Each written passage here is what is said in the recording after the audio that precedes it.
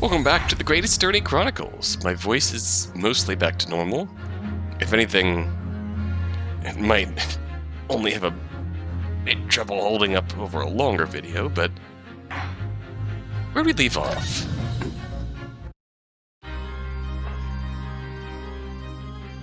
The box. That's right. Let me wait. Unbelievable. I gotta get back into voices, too. Oh! By Jove, you're right. How extraordinary. This tells us it's very simple. Mr. McGilded's small box was indeed not stolen from Windibank on the night in question.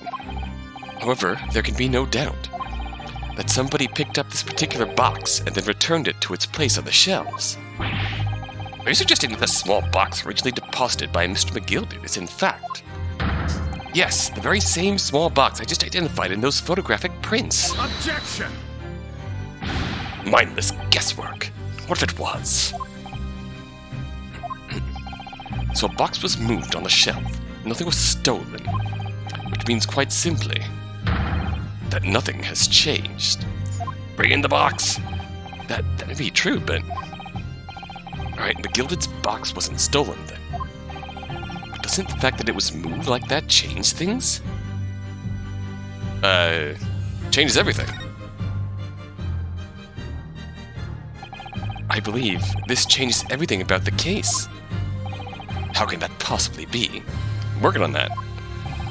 The crucial point is the fact that what was moved was a small box. In other words, we have to consider what might have been inside that box. There we go. What are you suggesting? Yes, Grayton. I'm suggesting that we need to examine that box as soon as possible. A vital piece of evidence is sitting on the shelves at Windibank as we speak. Objection! That won't be necessary. Some little box belonging to a man who died 2 months ago can't possibly be relevant to this trial. The court does not uphold your objection, Lord Van Zeeks. Bailiff, arrange for an officer to go to Baker Street at once. Obtain the small box in question and bring it back here for further examination.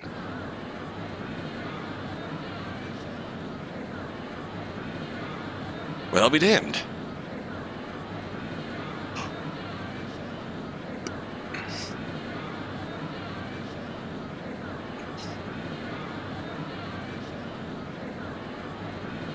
What's in the box?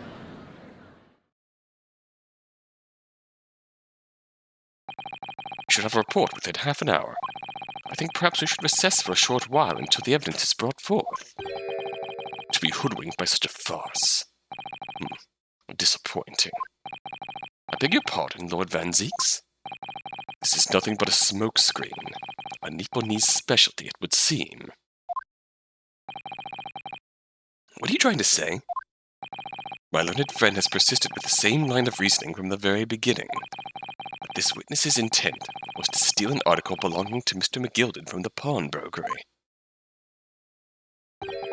Yet common sense tells us that none of the articles have value enough to be worth stealing in the first place. Exactly! It would be beyond absurd to break into a place for the purpose of stealing such commonplace property.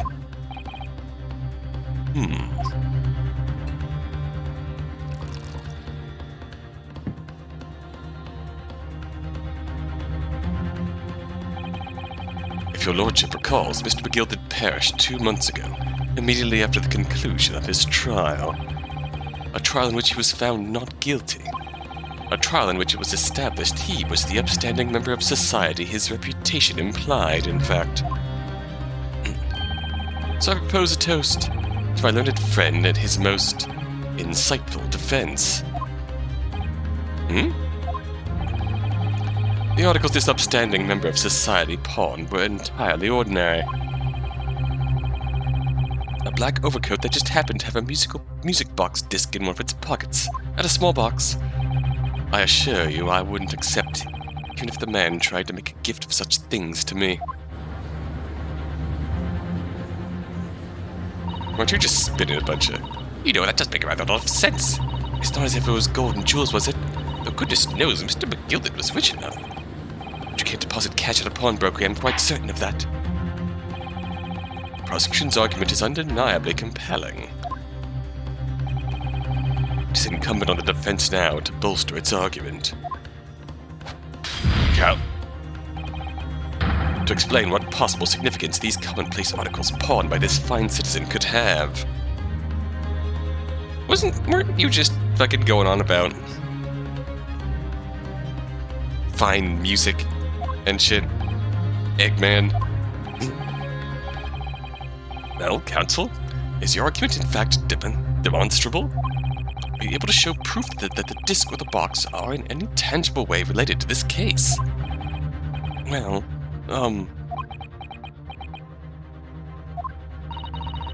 what's the matter, Runo? We know that they're related, don't we? They're both vital pieces of evidence. Yes, of course. You and I both know that. How do we prove that? How do we prove what they are, even?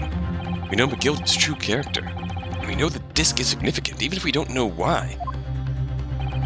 But if we explain all that to the court at this point, we'll have to acknowledge that McGilded's acquittal 2 months ago was a mistake.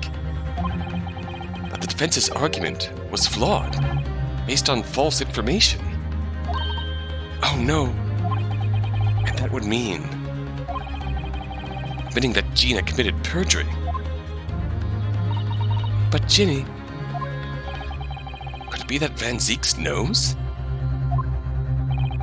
Is that why he's doing this now? Because he anticipated everything? Possible. Specifically the way he talked about that trial. Sure feels like he knows.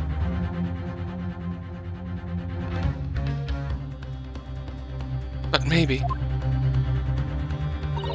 this could be a great opportunity for us. Sorry? What do you mean, Iris? Well, what is it that you always say, Runo? Sooner or later, the truth comes out. Every time. Alright. The exact significance of the things that McGilded deposited with Mr. Windibank is something that only Gina can explain to the court. If I put her on the stand to testify about that, it could quickly damage our chances of winning this case. Oh boy, what's the right thing to do here?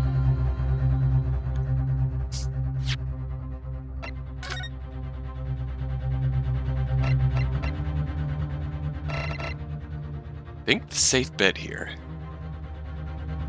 Oh, that's a quick save.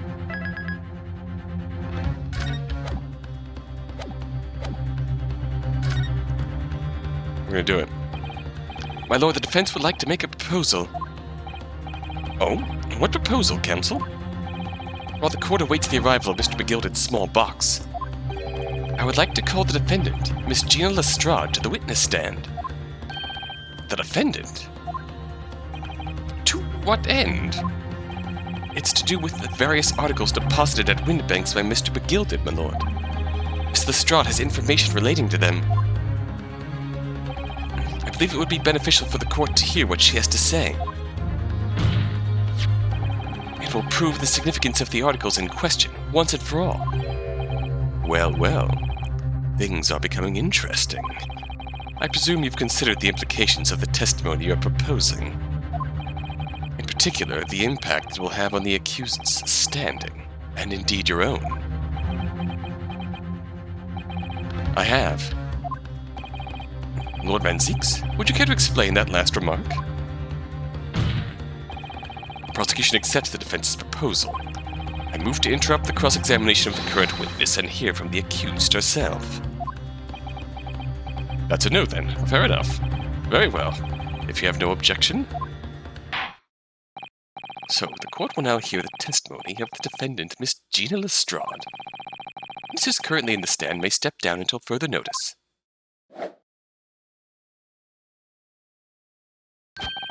Then I shall bid you good day.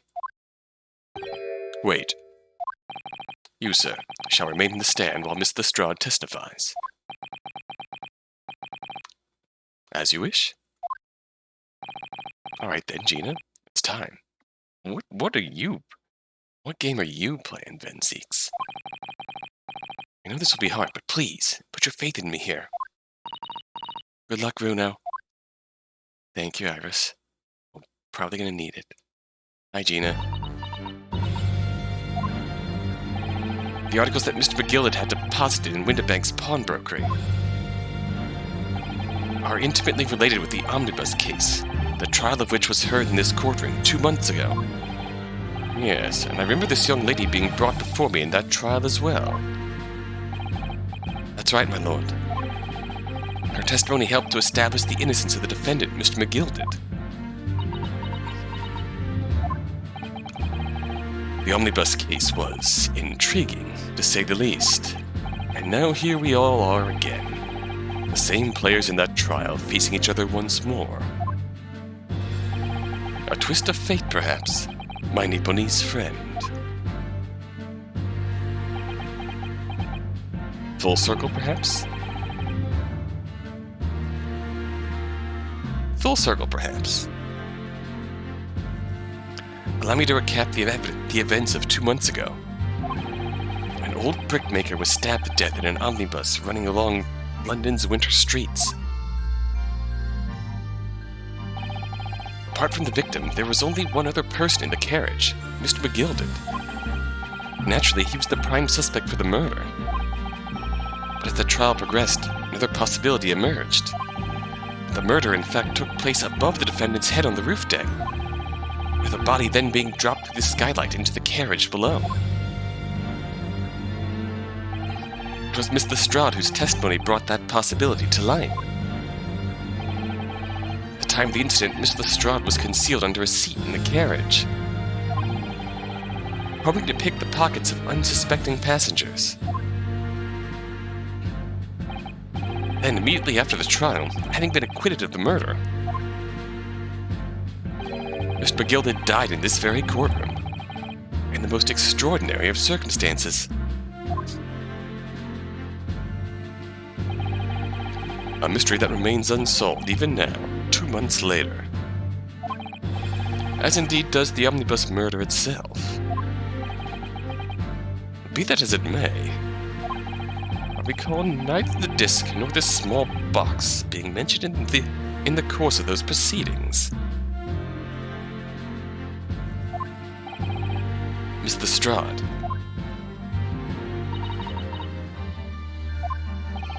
Would you tell the court now, please? What really happened in the omnibus 2 months ago, I mean? I don't know what you mean. I already said all of what I know. And what about everything you told us yesterday from inside your prison cell? Please, Miss Lestrade. This is extremely important. But... Remember, little girl, if it transpires that you willfully withheld information in the trial 2 months ago, the Home Office will seek to prosecute you for perjury. Oh. And naturally, you will lose all credibility as a witness. Although, let's face facts. You have little credibility to lose. Hey now. We're standing up for our girl here today. Ginny, don't listen to him. Please, you have to trust Runo now. Iris, we're on your side. Yeah, it's only willfully withheld. And we know who Magnus McGilded really is, so... Is any of what Gina did willful? With Magnus McGilded hanging over her head? Under? Alright then. I'll talk. It's the right choice, Gina. Well, it would seem that my learned friend is hell-bent on bringing the entire courtroom down about his ears. So be it. I must confess that I'm struggling to understand what on earth is happening here. However, it would appear that Mr. McGilded's pawned articles in that extraordinary case of the omnibus harbor secrets of which we have been hitherto unaware. So, Miss Lestrade, you will now give your testimony before the court about the events of 2 months ago. We'll reveal the truth. A commodity sorely lacking in your original statements. This is it then. Everything's going to come out. Like Van Zeek said. This could bring the whole courtroom down about my ears. As a lawyer, I'm prepared to take that risk.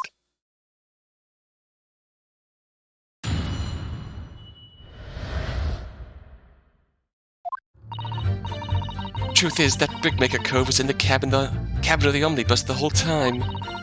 When the Irishman dragged me up from under the seat, I saw that disc on the floor. All of a sudden, I heard a scream from over me head, and that pair on the roof deck went off to call the slops. Good one. That's when McGilded slipped the driver some tin to do a run to the pawn shop roundabout.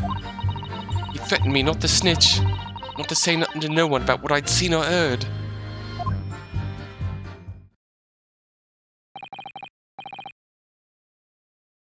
Good grief, this is outrageous. You just told the court.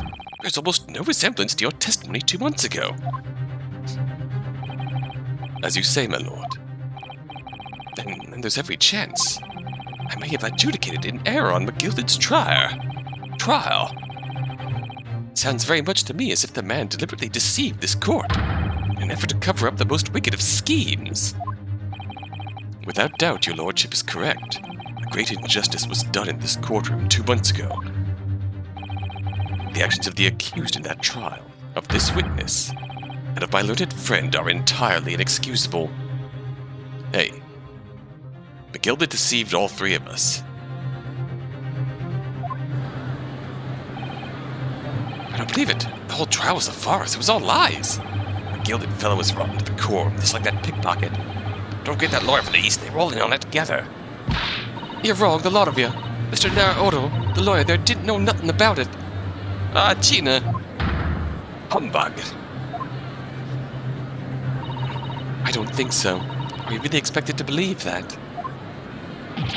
He really stitched everyone up, didn't he? What an operation to get the man off scot-free. Unforgivable. Stop. The lies have to stop. Stop. Yes, the defense has made a terrible error of judgment. I intend to take full responsibility and suffer whatever consequences are deemed appropriate. However, it's imperative that the court allows the witness to elaborate on her testimony, because the true significance of McGilded's pawned articles must be brought to light. Very well, my learned student friend. Given the depths of calamity you have just plunged yourself into, this may well be worth hearing. Words fail me. The situation is utterly deplorable. Mr. Naruhodo. Yes, my lord. I will decide upon your fate following the conclusion of this trial. Of course, my lord. Blimey, Mr. Naruhodo. Now, counsel. Proceed with the cross-examination. Don't blame yourself, Gina.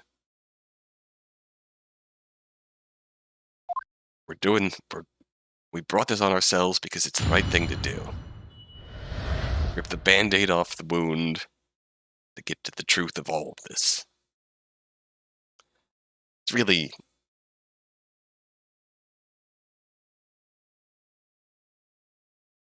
If you're thinking about the coming full circle in this case that's happening right now as a cliche or whatnot, it's not. It's... Even if we got here really quickly because of the 5 case structure and whatnot,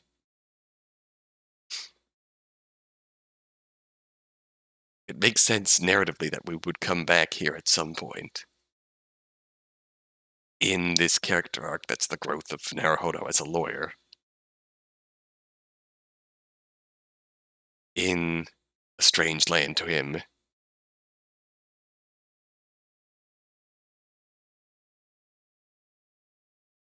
learning what it means to be a lawyer, the true meaning of being a lawyer, believing in your client, doing what's right, that balance.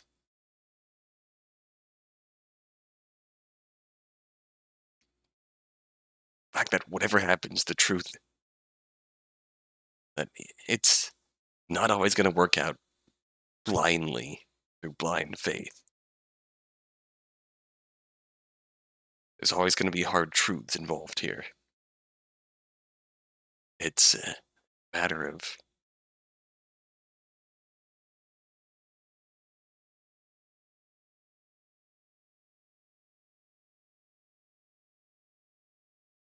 I put my trust in you, and you tell the whole truth. Then things are going to fall into place, and we're going to make things work out. What's going on over there?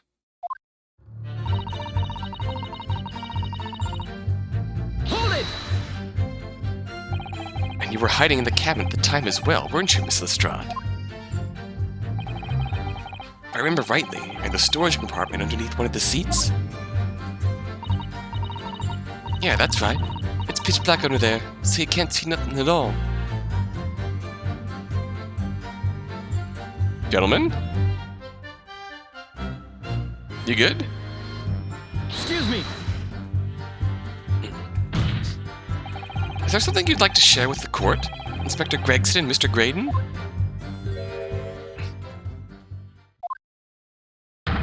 Inspector! Mr. Graydon! The what? Blimey, you're trying to give me a heart attack? You've been whispering to each other for quite some time now. Tell us, what is the discussion about? Discussion? With this fella? Pull the other one, sunshine. You think I've got anything to talk about with a shady gent like this? And I have nothing to say to this uncouth detective after he deprived me of that disc that was rightfully mine. But they've clearly been talking the entire time I've been cross-examining Gina. It's as if they've been negotiating. That why you left them on the stand? You will kindly refrain from talking amongst yourselves while the witness is giving testimony. Sorry, my lord. What were those two talking about? Lestrade, continue with your testimony, please.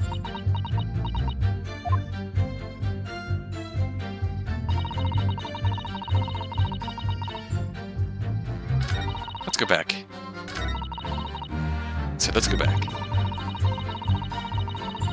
Hold it!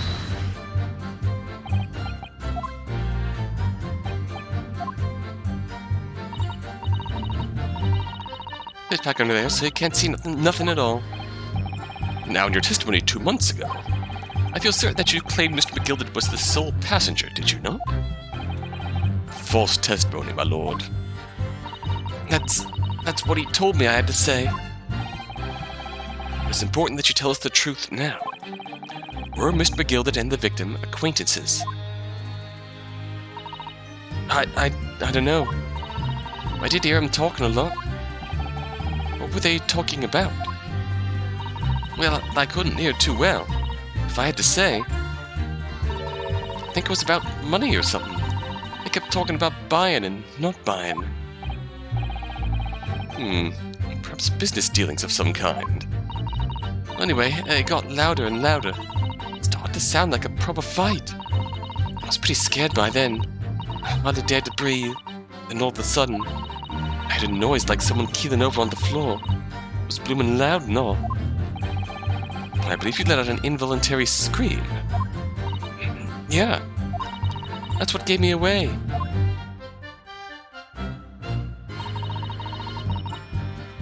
Hold it! The disc you saw, this disc? Yeah, I reckon it probably was. It's right next to the cove lying on the floor. Would this disc have belonged to the victim, perhaps? I don't know, but McGilded picked it up pretty smartish. And he sat in the cove with a knife in his belly up in the seat. What did he say to you at the time? He told me not to say a word about what I've seen or heard to no one. By the disc and all. I was dead scared. While he was looking at me, I thought, if I didn't go along with it, I'd get stuck with that knife too. And he started asking me a load of questions. Like, what my name was and where I lived and all that. He asked me about being a diver, too. After a while, what had happened in the carriage was noticed. Yeah, that's right. First, there was a kind of rapid noise.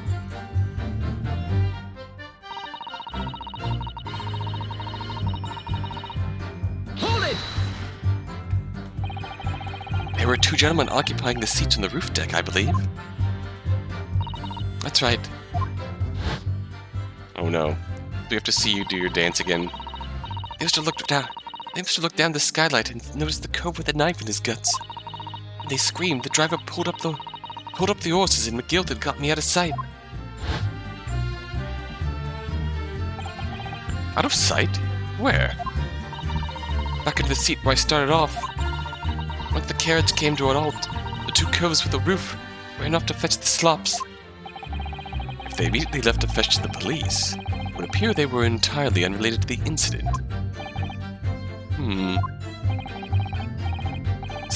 So that left McGilded, the driver, and you still at the scene. Yeah, only the driver didn't know I was there because I was under the seat. I heard the cabin door open and a voice from outside. The driver, yes. He also testified in the trial, I believe. Oh, a fellow went by the name of Beppo, if memory serves. Poor Beppo. What did McGilded and the driver say to each other? I don't know what happened and stuff like that, mainly.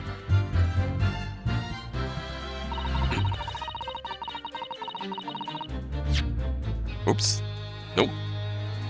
Hold it! Not E.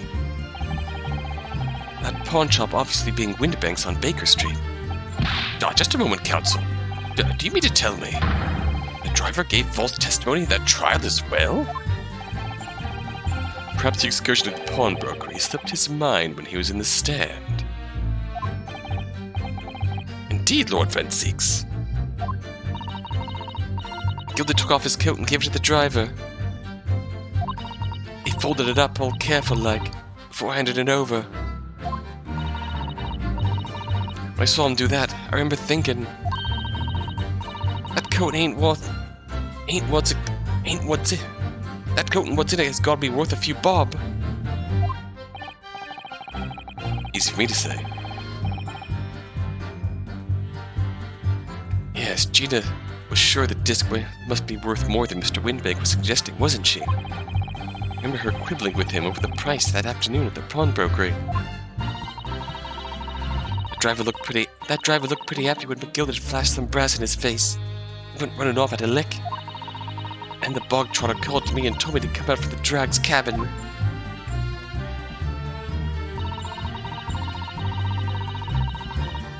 Hold it! Threatened you how exactly? Told me I'd only owed a scarp if I did exactly what he said. Which included giving false testimony in court 2 months ago. Yeah, that's it. There was one other thing he said. Which was... He told me I'd have to hang on to the ticket from the pawn shop and make sure not to lose it. The ticket? Well, I never. Said that if he didn't show up to get the ticket off me before 2 months passed, I'd have to go to the pawn shop and pay the money to keep it in lug, to stop it being forfeited. He left me with some brass to pay for it. But really, why on earth would Mr. McGilded have done such a thing? Depositing his overcoat with a pawnbroker before the arrival of the police makes no sense at all. There would seem to be only one logical explanation, my lord. McGilded had the driver deposited at Windibank's was something he didn't want the police to see. Something very important that he needed to hide at all costs. Anyway, after that he let me go, so I legged it before the coppers showed up. Thank you, Mr. Strahd. Thank you, Counsel. I've heard enough. I believe we now have a reasonable understanding of what actually transpired on the omnibus. It would appear on that night 2 months ago, a negotiation was taking place on the omnibus. A negotiation concerning this disc. However, matters did not run smoothly. The parties involved began to quarrel over price. McGilded took what he wanted by force, at the expense of the other man's life. Which proves my point. The disc is clearly extremely valuable in some way, although I don't understand why as yet. And 2 days ago, precisely 2 months after the omnibus incident, Gilded's coat and its contents were due to be forfeited. Didn't know what I should do with the ticket. I mean, the cove died right after his trial. I knew that. So you decided you would try to claim the articles as your own. Well, why not, eh? They were only going to be forfeited. Why shouldn't I have gone? Anyway, you can't blame me for thinking about it. Thinking ain't no crime. Yeah. Smug. As the Strahd, it would appear Mr. McGilded was prepared to kill in order to take possession of this disc. Do you know why that would be? I ain't got a clue. I reckon it must be worth a fair bit of brass. I was probably gonna sell it. And you can't blame me for thinking that. Thinking ain't no crime. Smug Gina. My lord. The evidence your lordship requested has been located and is ready for the court's inspection, sir. Uh-oh.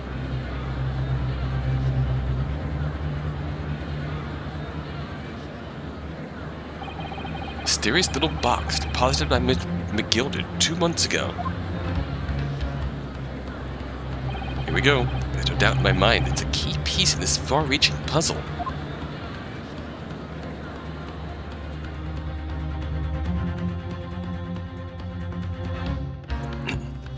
Oh shit, here we go.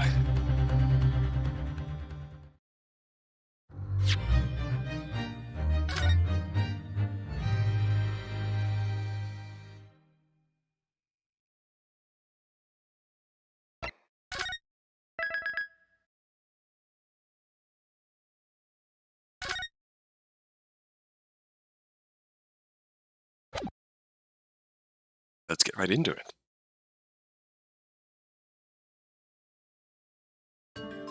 There it is, the box. So this is the article in question, is it?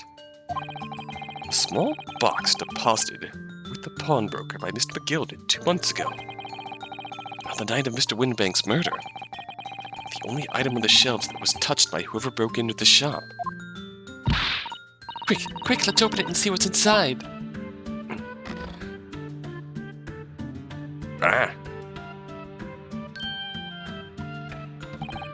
Oh, good gracious. It's just no ordinary box, it seems.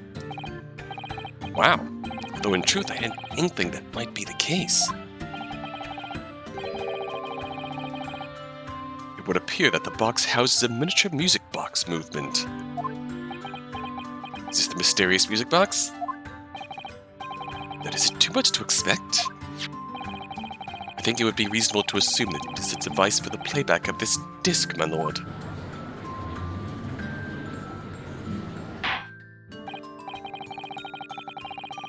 So here we have the means to play back Mr. McGilded's disc, deposited at Windibank's at much the same time. Not strictly correct, my lord. It was not McGilded's disc. It was the disc of his victim at the omnibus. But why? For heaven's sake. We don't understand that the brickmaker was trying to sell this music box disc to Mr. McGilded.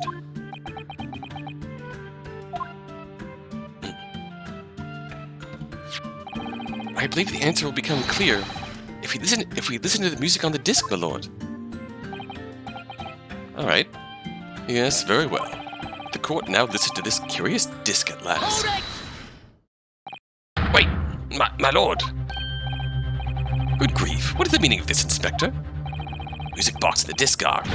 well, they're unrelated to the case.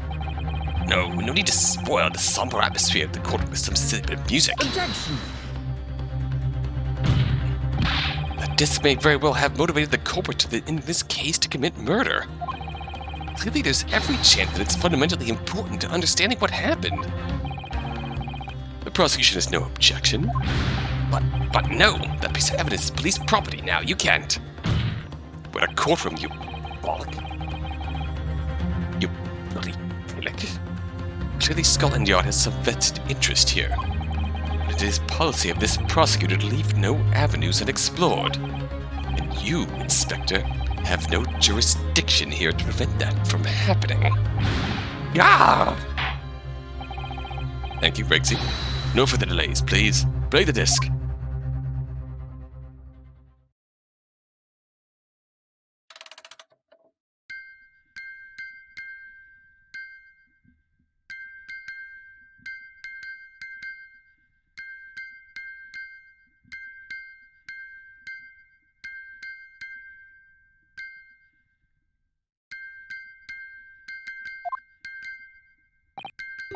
What on earth?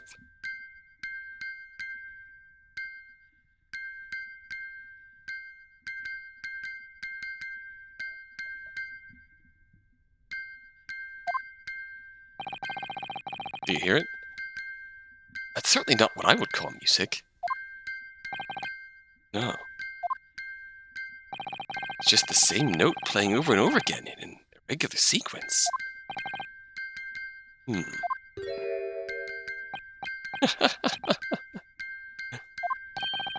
Mr. Graydon. This really is priceless.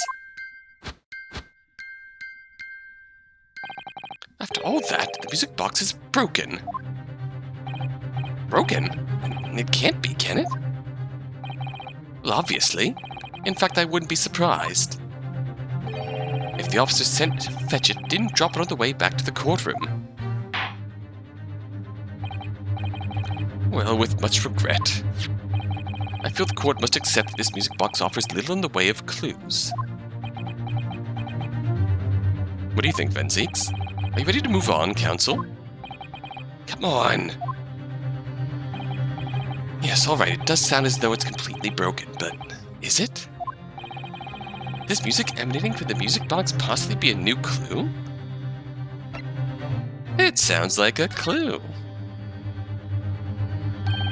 I believe that it could be relevant, my lord. Good lord! But how can it be? It's an abomination, counsel. Mere noise. I fail to see how it could have any meaning whatsoever. Something Cardi B joke. I don't know, I've never actually listened to any Cardi B music. That seems to be the popular bad music meme. It does sound strange, I agree, but there's one thing bothering me. Graydon stands there chortling victoriously. The inspector beside him has a rather telling expression on his face.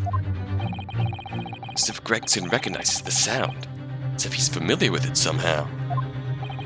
That's making him appear extremely on edge. If that's the stance of the defense, my Nipponiese friend, answer me this. Oh, me?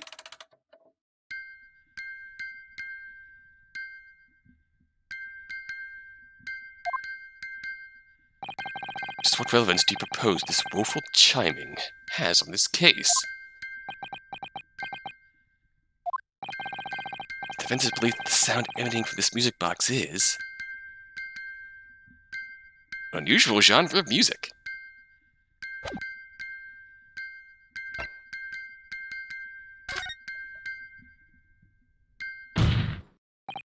Just because this is a music box, it doesn't necessarily mean the sounds we're hearing are music. Look at that. The smile vanished from Graydon's lips as soon as I said it. On the right lines here. I must be. making deductions based on how people react to what you say. You're acting just like Hurley, Runo. Objection! The sounds we're hearing aren't necessarily music. Now that you've told us what they are not. I'm sure the court would like to hear what they are. Do enlighten us, my Nipponiese friend. Well, surely you have an idea in mind, because if not, it will be the death of your ill-formed argument. Exactly. The music box is clearly broken. Refusing to accept that fact is pure foolishness. You've got me. I don't know what the answer is. Yet. Runo, I just examined the music box very thoroughly. I'm fairly certain that it's not broken at all. Really? Really? The way it's been made, it can only produce a single note anyways. Thank you, Iris.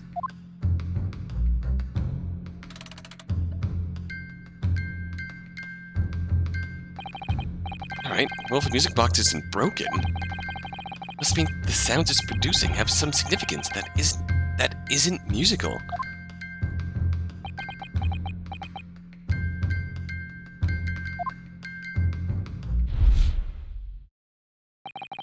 Ah. It's one note, but could it be? Is that what these sounds are? But don't you hear two different variations to that one note? Like long notes and short notes? Or quick notes and lingering notes, so to speak? I don't know what the best way to describe it is, but surely just putting that out there, you can hear it. Something's just struck me, Runo. I feel like recently, the past few hours even, I've heard another sound very much like the one this music box makes. Yes, it's a familiar sound. Actually, Iris, I was just thinking exactly the same thing. I'm going to press the defense for an answer. If your assertion is that the sound produced by this music box is not in fact music at all, then what the devil is it, Counsel? The evidence we've seen so far, all the testimony we've heard, it's all pointing to one single answer now. The prosecution demands that my learned Nipponese friend presents proof. Now. Tangible proof of this latest wild speculation. Alright then. This could be the best chance I'm going to get to fight back in this trial. And if I'm right, it's going to join all the dots together. With dashes, perhaps? Okay, we're going straight to evidence.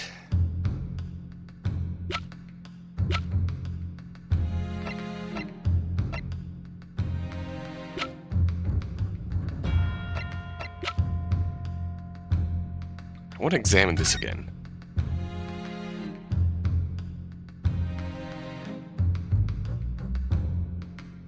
Gamer keys.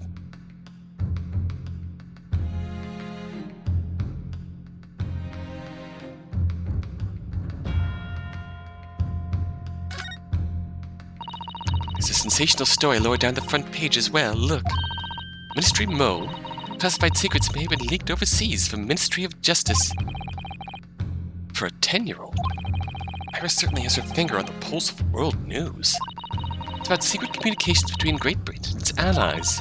Apparently they've been intercepted by hostile nations. Communications are being intercepted? But how would somebody be doing that? That's the question, isn't it? Come up with 3 different possible methods so far. Thinking for a new career, Runo? No, of course not. I wonder. Perhaps this is what Lord Strongheart was talking about yesterday. Yes, it could be. And it could explain why he has Gregsy running from pillar to post at the moment. Oh, I was hoping you'd tell us a bit more about this.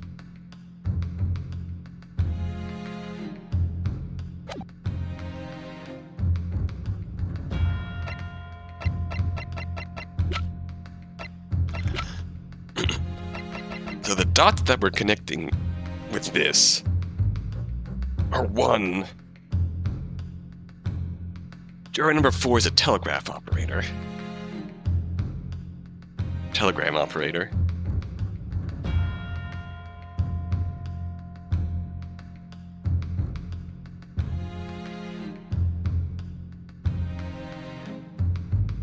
Can't get to people here, can we?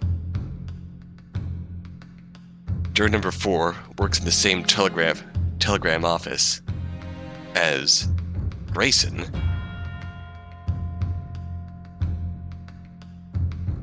Secrets being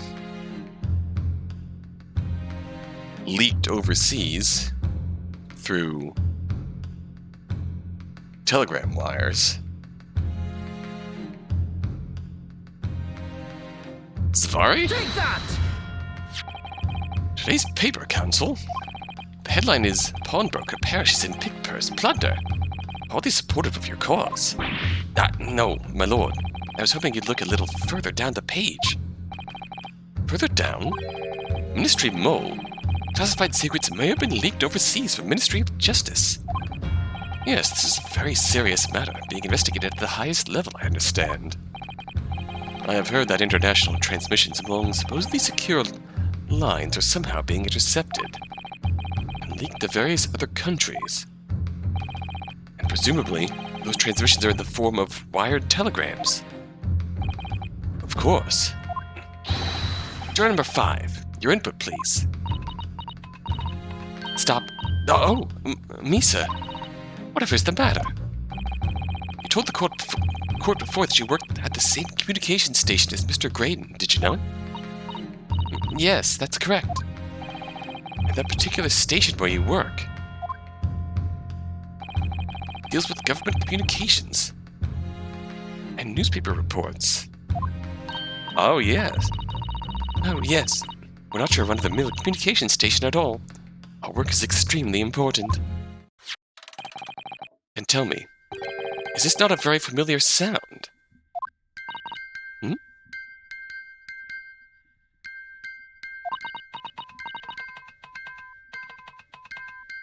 You see?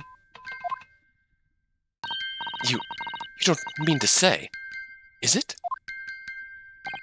That's right, madam. It bears more than a passing resemblance to the sound made by your telegraph machine as you tap it. I believe it's called Morse code? But I don't believe it! Now correct me if I'm wrong. When it comes to leaking telegrams from government departments, there could be nobody more perfectly placed than a highly skilled communications officer. Now, are you suggesting that the music box disc contains stolen government secrets in Morse code? That's why Gregson looks so stressed. And Grayson immediately smarted up when he suggested it wasn't music. Order! Order! Please, everybody, order! Not this. This is high treason, Council, deserving of capital punishment. Too much new vocabulary. What is this treason, and what is capital punishment? Sorts of words I'd half expect you to know. For our sovereign government's confidential information, hostile nations would surely pay almost any price. Yes, on that night 2 months ago. That was the very negotiation that was taking place inside the omnibus. But in the end, McGilded perished. The all-important disc lay unclaimed in the pawnbrokery. My word! In which case, whoever stole that information in the first place must surely have been beside himself with worry. Because if the disc were to be discovered before it found its way out of the country, it would reveal an act of high treason punishable by death. So the culprit had no choice but to retrieve it. In order to do that, he would have to gain entry to the pawnbrokery illegally in the middle of the night. Because the article left behind by Mr. McGilded would incriminate him too much if it got into the wrong hands. Isn't that right, Mr. Graydon? Well, well. You think I've been stealing government secrets?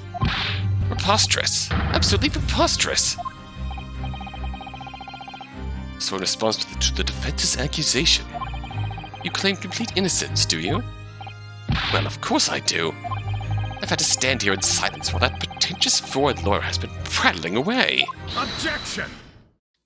Oh. Then by all means, counter the charges, sir. Hmm?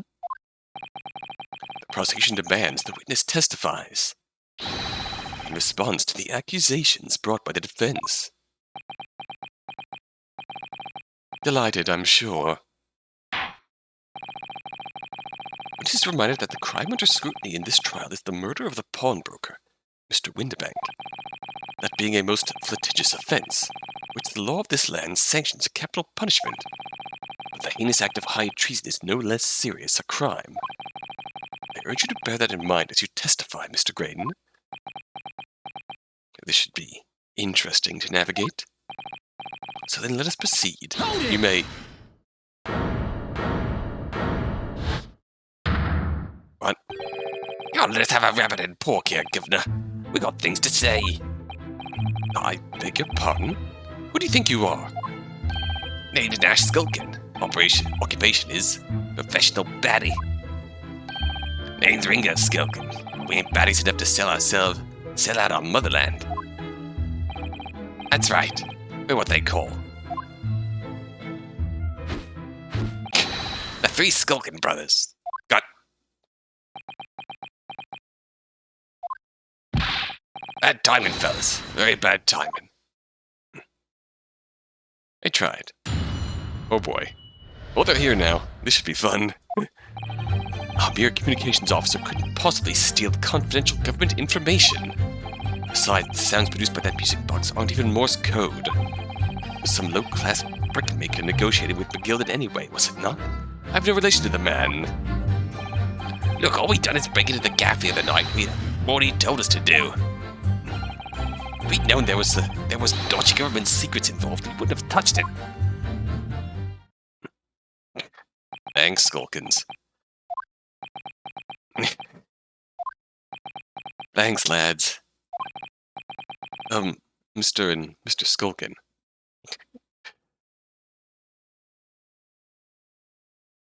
I don't know why that cracked me up whenever I refer to the Skulkins like that.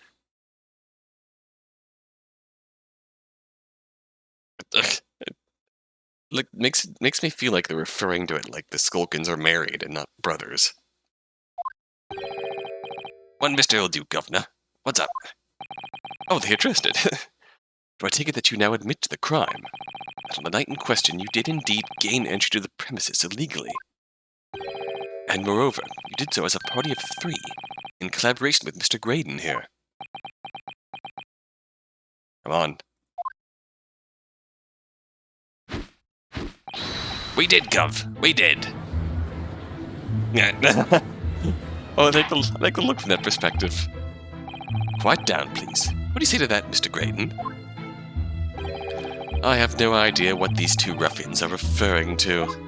You little rotter, getting us mixed up in all this monkey business. Never said nothing about no government secrets. It was supposed to be a straight-up job. And what about the geezer whose shop it was, eh? Poor old bloke didn't have to die, did he? Duh. Nice to know who your friends are. None of these men say I deny the accusations. Indeed. Well, I certainly wasn't expecting this little music box to become so significant in the proceedings. However, as it has, I will admit it to the court record as evidence. All right.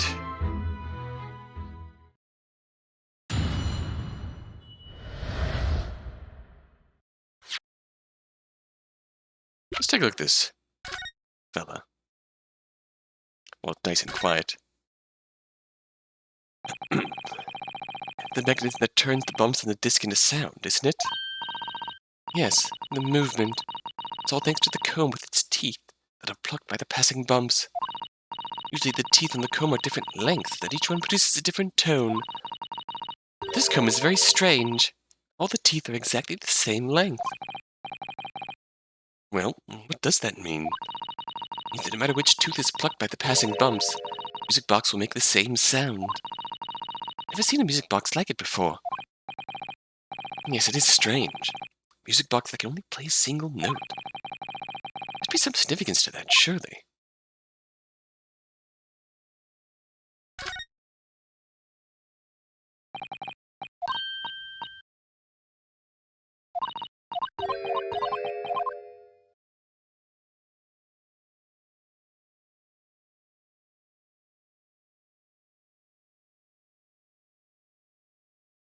What is this? Oh. What is it, Runo? I've just noticed something about this music box. It's like the bottom of it opens up as well. Ah, you're right. Well, come on then. What are you waiting for? Let's open it. All right then, here goes. Look at that. There's another movement on the underside. So does that mean you can set another disc to play back on this side? Yes, I think so. Looks like the two movements are linked together. They're linked? So if you had two discs, they would both play back at the same time. Well, that's interesting. I would have thought there would be a second movement on the underside of the box. This movement is like the other one. The comb's teeth are all the same length. This movement only produces a single tone like the other one. Yes, it must do. Except that the length of the teeth on the two combs isn't the same. So the single tone produced by this movement will be different to the single tone we've already heard. Oh. Okay, I was mishearing that earlier then.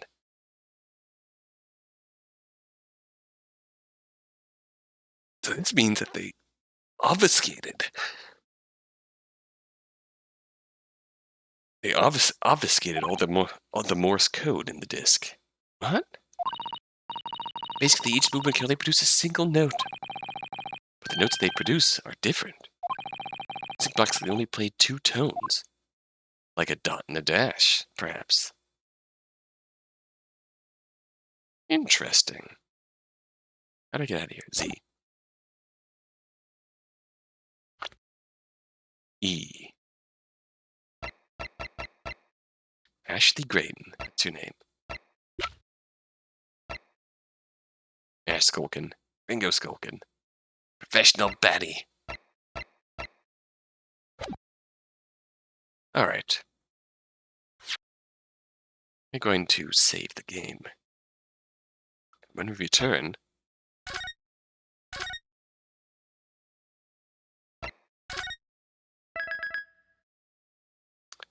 we are in the depths of this trial now. We are very much in the depth of this trial now. And it shouldn't be too longer before we get to the bottom of it.